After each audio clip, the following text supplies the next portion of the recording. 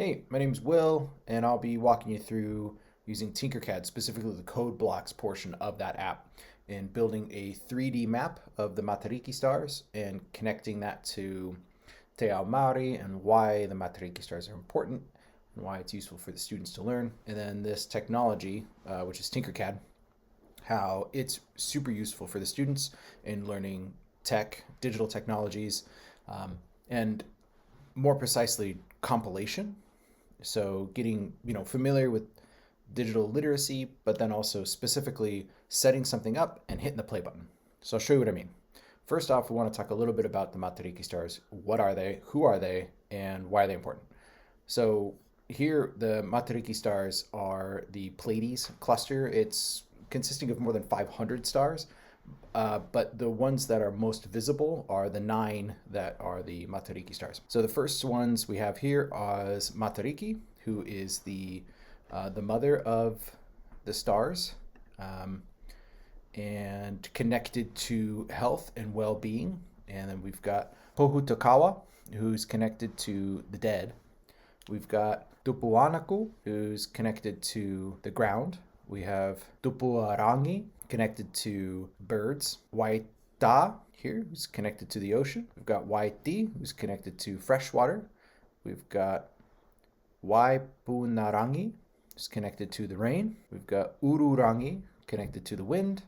And Hiwa Iterangi, connected to the promise of a prosperous season. Matariki marks the Maori New Year and reconnects people and whenua, which is the land, through the harvest, through planting, giving thanks to the land's gifts. It also strengthens whānau ties through remembrance of those who've passed, shared kai, storytelling, and setting intentions together for the year to come, the year ahead. Now, we want to also note when I would be teaching this that there are different iwi, there are different tribes who have maybe more nuances to how they celebrate these traditions. So it's important for me to mention that because maybe specific Maori students might have a different interpretation. So I probably want to open it up, hear from them. How do they celebrate Matariki? So how is this all done?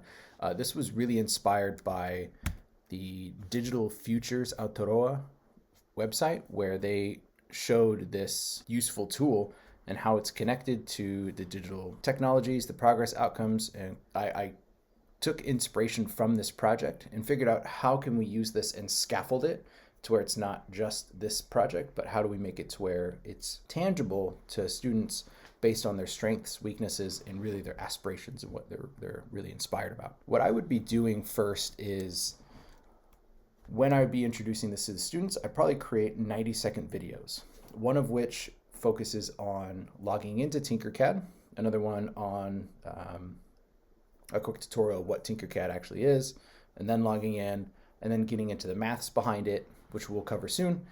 So that way the students would, as they're sitting down, they'd be able to either have the written, I would encourage them to follow the written instructions, but then if they feel overwhelmed, probably have a video for them that I created that they can watch with their headphones on. So let's get into it. What is Tinkercad? Here we are. It is this 3D building software. And that's usually how people use this software is we're creating spheres, we're creating cubes and cones, and we're taking them from an environment of some sort and we're putting them in. And then we use that and we build stuff from it, whether that could be a snowman or that could be however else. Now, where this is a little bit different, where it deviates in what we're doing for our project, is we're transitioning from Tinkercad into code blocks. Now, how code blocks are a little bit different is that instead of creating a sphere in the middle of the world, we're telling a software to create a sphere in the middle of the world and then manipulate that sphere however we see fit. So this sphere could be something like a planet, like Earth, and then from that planet we build out the stars that project from it. So here we've got this sphere, and let's say we want to do something with it. I'm going to move my face a little bit here. Let's modify it, and let's say we want to move it. So let's move it to, I don't know, 10, 10. Actually, let's just move it up. I think it'd be nice.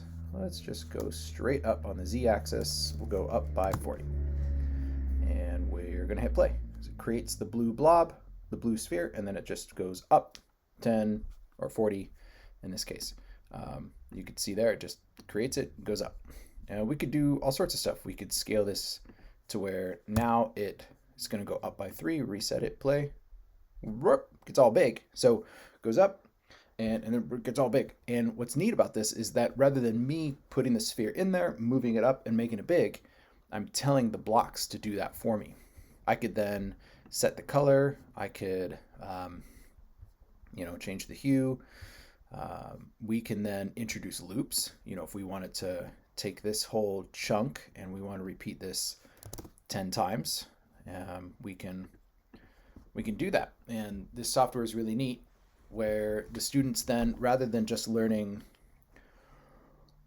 how to build these 3D models, which is great for digital literacy, this is taking it a step further, and we're doing actual compilation, which is a step towards code completion and code design. Now, in the case of this particular assignment, this is what it would look like. We'd hit the play button, and I'm going to make this nice and big. Hit the play button. That creates Earth, and then from these we have the Matariki stars, which then project from it. Now, the question you might be thinking is, how do we know how these are mapped? And I'm glad you asked that question. Let's see here. Let's see if we can move the screen. Can I move it? Yeah, there it is. Move the screen a little bit. So from Earth's perspective, here's what the Matariki stars would look like. And if we see, notice how we have the cluster here that then kind of branches out into that arm. And we can see it kind of does that here too.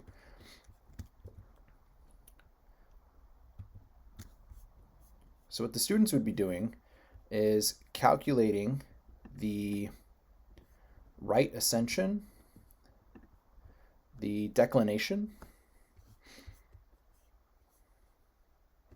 and the declination. So what we could do, this is the entire data set here. We could just give this to some of our students. Those who are more mathematically inclined, who are interested in calculating these things, they would then take these, and we could give them, they take the degrees by multiplying by the hours, the minutes, and the seconds, and then by 3600, they calculate the right ascension, they calculate the declination, and that will give them, through some cosine and sine, they'll use a calculator, and that'll give them the specific X, Y, and Z axis that then where they would map it into using code blocks in Tinkercad. We can have the radius of the different spheres based off of the magnitude of those stars. These are the steps on how to do it. So this would be really useful for the students. A video or steps on how to log in, how to create a code blocks, how to add a star, where to move it to.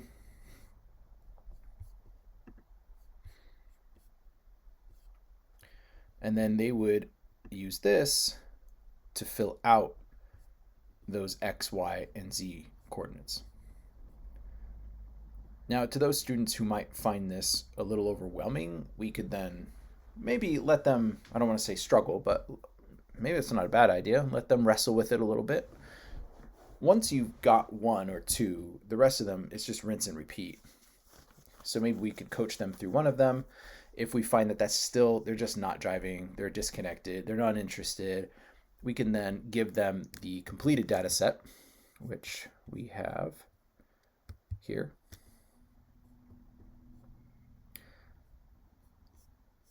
And that gives us the X, Y, and Z coordinates, and then the radius or the magnitude. And then they can kind of step into the code blocks portion of it rather than, getting tied up with the math side. We would do our best to encourage it, but there are some students who just need to have a little bit of a extra boost of confidence.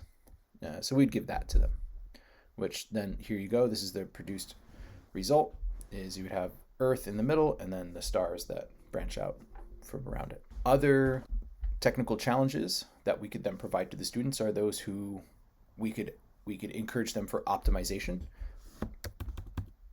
As you can see from here, as we started to build our code blocks, this is getting really cumbersome, and there's a lot of patterns involved here. There's a lot of the same thing.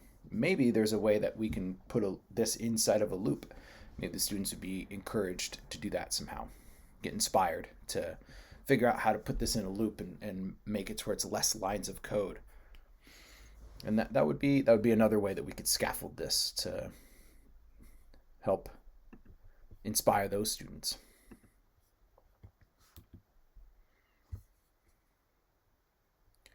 Maybe some would rather have an aesthetic approach to it.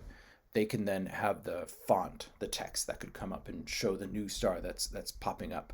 That could then have the name Matariki or Waiti or Wata. It could show that name next to it, and they might be more inspired to do that because it's more graphical.